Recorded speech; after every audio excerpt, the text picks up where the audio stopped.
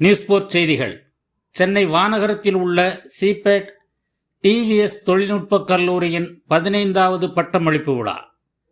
சென்னை வானகரத்தில் உள்ள CIPET TVS தொழில்நுட்ப கல்லூரியில் கடந்த வருடம் தொழில்நுட்ப படிப்பை முடித்துச் சென்ற 106 மாணவர்களுக்கான பட்டமளிப்பு விழா கல்லூரி வளாகத்தில் நடைபெற்றது.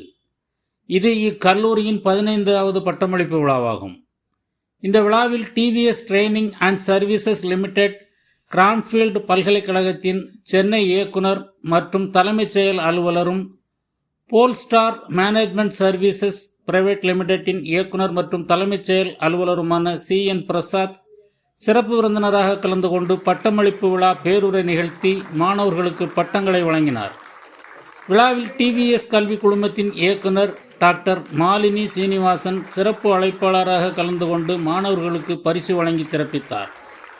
இந்த நிகழ்வில் டிவிஎஸ் கல்வி குழுமத்தின் மூத்த ஆலோசகர்கள், சிபேட் டிவிஎஸ் தொழில்நுட்ப கல்லூரியின் முதல்வர், பேராசிரியர்கள், ஆசிரியர் அல்லாத அலுவலர்கள் மற்றும் பணியாளர்கள் கலந்து கொண்டு விழாவினை சிறப்பித்தனர்.